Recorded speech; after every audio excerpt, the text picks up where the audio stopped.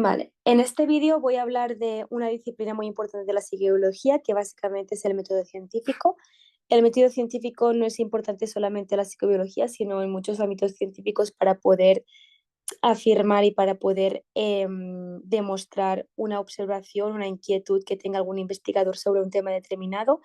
En el caso de la psicobiología es básicamente para poder comprobar y para poder elaborar teorías sobre una determinada conducta. De forma general, que ahora vamos a profundizar más en qué consiste el método científico. El método científico siempre comienza con una inquietud, es decir, una observación que tiene un determinado ser sobre un factor o una conducta determinada.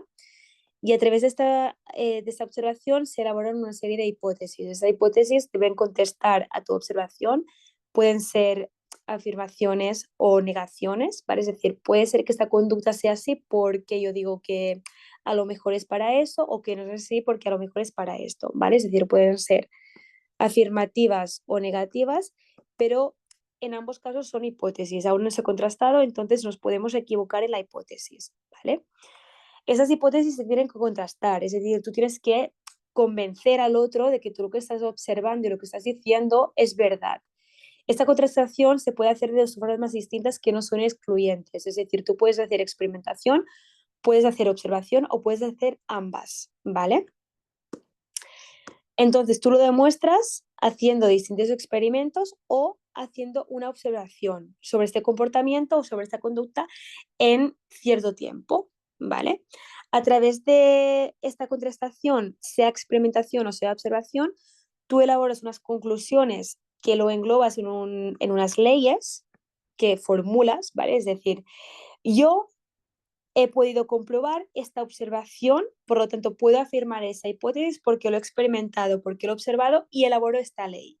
El conjunto de leyes sobre tu observación va a ser la teoría, ¿vale? La teoría la podemos entender como un conjunto de leyes sobre la observación. Entonces, cuando nosotros hayamos podido comprobar con la observación o la experimentación, hayamos podido elaborar las leyes y agruparlo en las teorías, podremos ver si nuestras hipótesis son ciertas o son falsas. Yo voy a decir, vale, he elaborado la teoría de que mi hipótesis que había hecho al principio es cierta, por lo tanto lo puedo afirmar. O no lo puedo comprobar, por lo tanto he elaborado la teoría de que mi hipótesis no es válida. ¿Vale? Es decir, esto es lo que se basa en el método científico, en hacer una serie de experimentos para tú poder afirmar o refutar una determinada hipótesis con el conjunto de leyes que se van a agrupar en las teorías. Cuando estamos en el nivel de teorías, y es el máximo nivel, ¿vale? Aquí ya has podido comprobar tu observación, que es un planteamiento del problema de la experiencia, ¿vale? Aquí, bueno, básicamente os pongo las ideas principales, como os he comentado, que es básicamente el planteamiento de un problema. Tú observas un problema, es decir, te preguntas algo, eh, que este puede ser de muchos tipos, es decir, por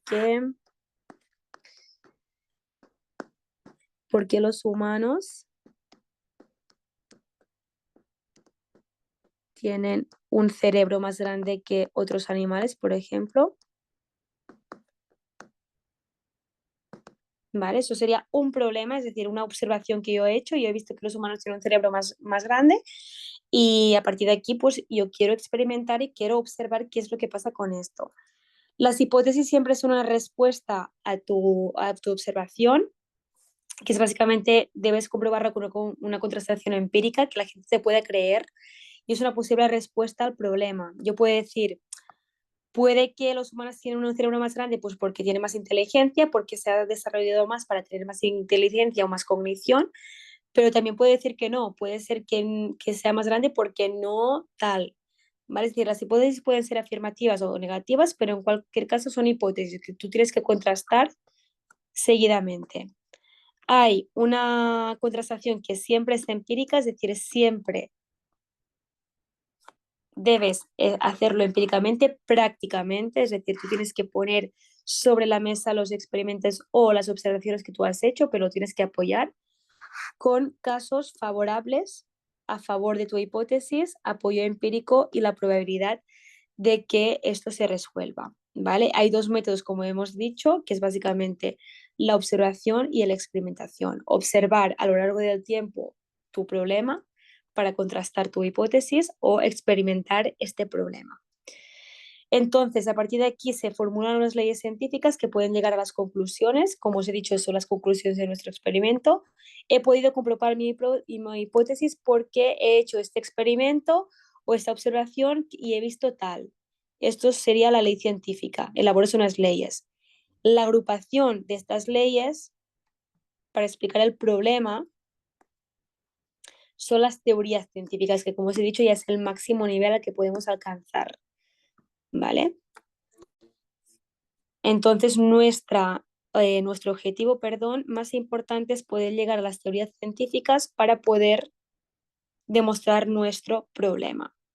Como os he dicho, hay muchos ejemplos de aplicación del método científico, pero sería, por ejemplo, lo que os he dicho, ¿no? ¿Por qué los humanos tienen el cerebro más grande que los chimpancés, por ejemplo? Vale, eso sería nuestro problema, ¿vale? El problema. Yo elaboro unas hipótesis, puede que los humanos hayan desarrollado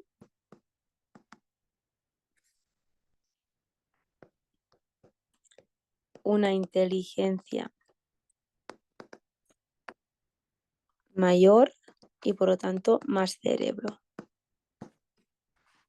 ¿vale? Más grande el cerebro.